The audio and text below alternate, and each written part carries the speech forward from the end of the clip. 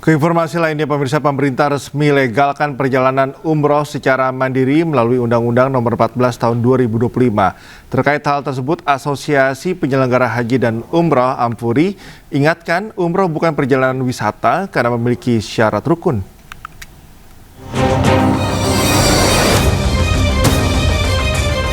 Pemerintah resmi memperbolehkan pelaksanaan ibadah umroh secara mandiri tanpa harus melalui Biro Perjalanan Umrah. Pemerintah pun pastikan keamanan umroh mandiri dengan mekanisme yang juga dipantau langsung oleh Kementerian Haji dan Umroh. Mereka harus juga terdaftar atau melaporkan atau melakukan pemesanan, misalnya hotel, kemudian layanan-layanan lainnya di Saudi Arabia melalui sistem nusuk yang terintegrasi antara Kementerian Haji Arab Saudi dengan Kementerian Haji Indonesia, sehingga kita bisa mendapat data yang benar terkait dengan jamaah umroh yang berangkat ke Saudi Arabia, dan kita bisa melakukan perlindungan terhadap jamaah umroh tersebut. Menanggapi aturan ini, Asosiasi Penyelenggara Haji dan Umroh Ampuri mengaku tidak khawatir dengan aturan tersebut. Namun, umroh bukan perjalanan wisata biasa karena memiliki syarat rukun yang tertuang dalam manasik, sehingga memerlukan pembimbing agar tidak sia-sia. Oleh masyarakat bahwa perjalanan ibadah umroh itu berbeda dengan perjalanan wisata lainnya. Karena perjalanan ibadah umroh ini tentu memiliki unsur-unsur spiritual, rohiyah, dan juga ubudiyah.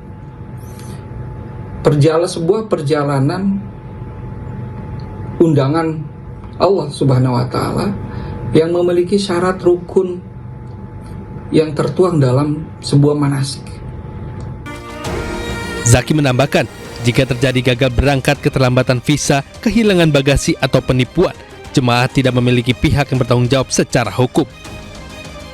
Apalagi banyak jemaah awam tidak memahami regulasi di Arab Saudi, sehingga rawan terkena sanksi di Tanah Suci. Tim Liputan iNews melaporkan. Pemirsa, dan berikut perbandingan biaya umroh mandiri dan melalui Biro Perjalanan 2025. Untuk umroh mandiri, harga tiket pesawat pergi pulang sekitar 16 juta rupiah. Sementara itu, biaya menginap di hotel mulai dari 2,5 juta rupiah per 5 malam. Kemudian biaya transportasi lokal sekitar 3 juta rupiah. Konsumsi harian membutuhkan sekitar 3 juta rupiah. Lalu visa dan paspor sekitar 3 hingga 3,5 juta rupiah. Sehingga total yang dibutuhkan mencapai 28 juta rupiah. Sementara itu, untuk biaya umroh menggunakan biro perjalanan atau travel memiliki tarif bervariasi tergantung jenis paket yang dipilih. Paket reguler mulai dari 24 hingga 29 juta rupiah.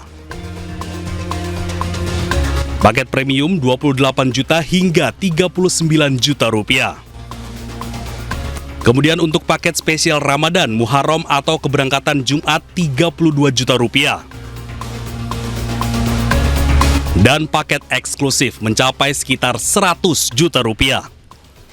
Meski demikian, Kementerian Agama Republik Indonesia menetapkan bahwa biaya umroh idealnya berada pada kisaran 23 juta rupiah. Ketentuan tersebut tercantum dalam Keputusan Menteri Agama Nomor 1021 Tahun 2023 tentang referensi biaya penyelenggara ibadah umroh. Pemerintah terus berusaha tingkatkan ekonomi desa, namun mereka beralasan pembangunan desa terkendala gurita minimarket yang mulai menguasai ekonomi desa.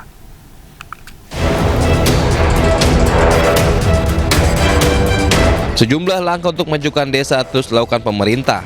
Sayangnya, keberadaan gurita bisnis minimarket besar yang mulai masuk ke desa menghambat ekonomi desa.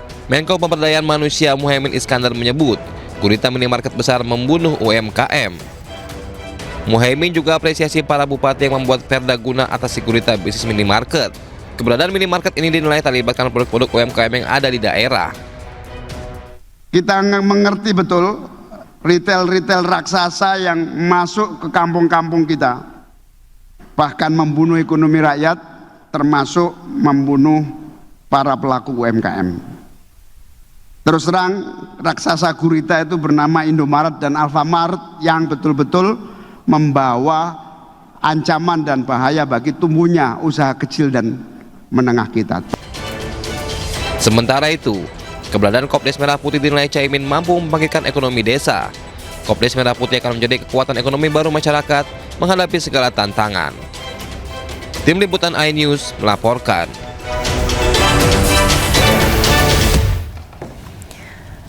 Pemirsa malu rumahnya ditempeli stiker keluarga miskin. Ratusan keluarga penerima manfaat atau KPM mundur dari daftar penerima bansos di Kapayang, Bengkulu. Penempelan stiker itu dilakukan Dinas Sosial agar bansos bisa tepat sasaran.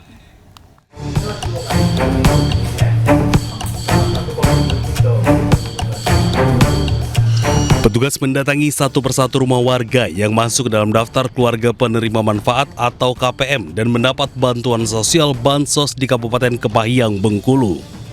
Kedatangan ini untuk pemasangan stiker keluarga miskin di bagian depan rumah.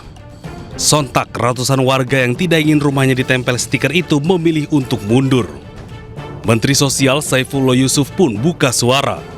Mensos menyebut penempelan stiker keluarga miskin itu merupakan inisiatif daerah. Namun pemerintah terus mengecek penerima bansos. Ya, itu inisiatif daerah ya. Itu inisiatif daerah. Tetapi memang kami hari-hari ini melakukan uji lapangan. Hasilnya per hari ini itu sudah 2 juta lebih yang bisa dikatakan tidak layak untuk memenuhi tidak memenuhi kriteria untuk menerima bansos. Itu 2 juta lebih sudah.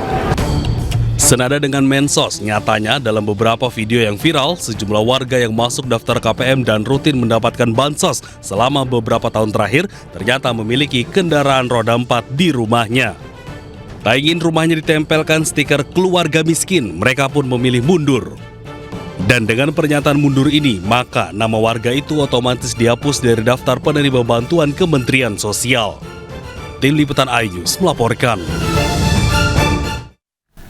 Pemirsa, inovasi terus dilakukan guna memperkuat ekosistem perumahan di Indonesia. Diperlukan ide-ide segar untuk menghadirkan hunian nyaman dan ramah lingkungan.